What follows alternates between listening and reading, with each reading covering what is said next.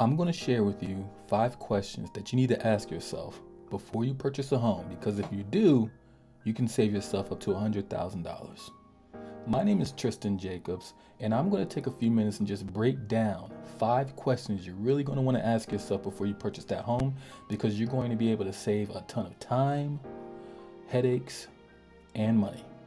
All right, let's jump into this. Let's talk about number 1, location. What location do you want to live in? If you were to ask random people what location they want to live in, you're going to get a lot of different answers, and that's because everyone is different. No one really has the same preference. It's a pretty random thing. However, something I want you to think about is not just the affordability of your house. I want you to think about the affordability of the necessities around you. I'm talking about stuff like food and gas. I mean, these things you're going to need. Some people like to live in the middle of nowhere. I personally grew up in the middle of nowhere, so I'm not really down for that. If you're someone who's more like me and likes a little bit more action, you may want to live in more of a city place or a city area, somewhere where the amenities can be nearby. And if you're a family person, you really want to think about the schools and the hospitals, and also the crime in the area. These are all things you want to think about when you're talking about location, okay? All right, let's tap into number 2, size. What size do you want your property to be? Ask yourself, how many bedrooms, how many bathrooms do you need? If you need a yard, if you need a condo, if you need a townhome, if it's going to be a single family. These are things that you really want to figure out early on in the game. I mean, if you're someone who has children or wants to have children in the near future, then you're going to need some space for that. You know, you're going to need a yard so that your kids can play. If you have pets, you're going to need a yard so that your pets can play. You're going to need rooms for those children as well. If you're someone who likes to have friends and family and guests come over on, occasions or even often, you're going to need space for these people. You're going to need some space in your living area to host gatherings. These are things that you're going to have to think about when it comes to picking the size of your home. Number 3, price. What am I willing to pay for my home? Now, of course, this one is important because you want to think about things like your down payment. You want to think about things like your mortgage, just the price of the home in general. And you don't want to overspend on an expensive home, but at the same time, you don't want to underspend and have a house that doesn't fit the size of your family or something like that. When it comes to mortgages, I want you to understand that you're not just paying for the price of the monthly mortgage. You also want to keep in mind the insurance, the taxes, even the monthly upkeep of the home. These are all things you want to think about. The down payment, definitely keep that in mind. If that's something that you have to pay at the beginning, you want to make sure that you have the money to do that. So pay attention to your budget, know what you can spend.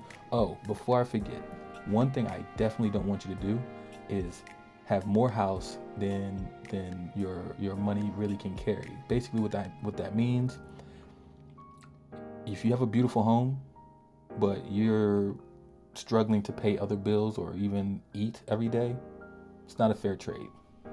Make sure that you have the home that fits your affordability.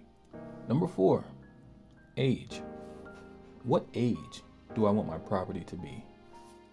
You can kind of break this down into 2 buckets, an older home or a newer home. And it really just depends on the journey that you're on. If you're someone who is willing to put in the time and effort to upgrade your home, then you may want to go with an older home if you can put that work in. But just keep in mind that upkeep is going to cost you. It's going to cost you. Where I'm from, the older homes, it takes a lot more money to keep them warm in the winter, and it takes a lot more money to keep them cool in the summer. So the fluctuation of seasons, those prices are going to rise, and that's something that you absolutely have to take into consideration. Also, when you're thinking about upgrades, what do you want to upgrade? I mean, let me tell you a little quick story. My house now, we actually got a newer home, but we actually had to spend $10,000 on upgrades because it was things that we didn't even know that we wanted, but we do want. And if we had got an even newer home, those things would already been in place, and we could have saved ourselves some money. That's another thing that you need to keep in mind as well, saving money, because an older home could potentially save you money up front, but the cost will accrue over time. When a newer home may just have everything that you already need, and you're not going to have to worry about spending too much extra money. So things to keep in mind. Age. Number 5, condition. What condition do I want my property to be in? Now, this is simple. You can kind of piggyback off of age on this, but what you want to do is you want to make sure that you are aware of the condition of your house inside and out before you go about purchasing it, because there may be ways to negotiate things based off of the condition of this home. So these are things that you want to pay attention to. You want to make sure that there's no holes in the walls, or you want to make sure that the pipes haven't burst. You want to make sure of all these different things inside and out. You want to make sure that everything is intact and good to go. Now, of course, there's going to be some natural wear and tear, but you want to be aware of the wear and tear.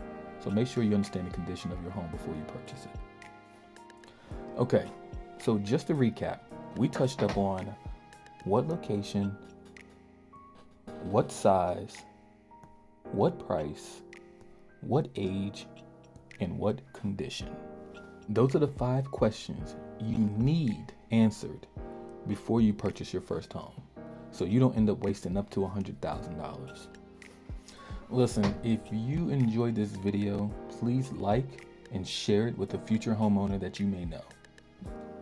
And if you would like myself or my team to go over your answers for these questions, we can do a deeper dive into the details and help you avoid even more mistakes. I'll leave a link in the comments section below so that you can book a time with us. Also, as a bonus for those who do book a call with us, I have a special gift for you. This gift will not only give you the 5 questions that we just went over, but it will give you everything else that you need in order to purchase your first home. All the information you need to purchase your first home is in this special gift, and we'll give it to you for free, but you gotta book a call. Again, my name is Tristan Jacobs. Thank you for your time, and remember, your future is now.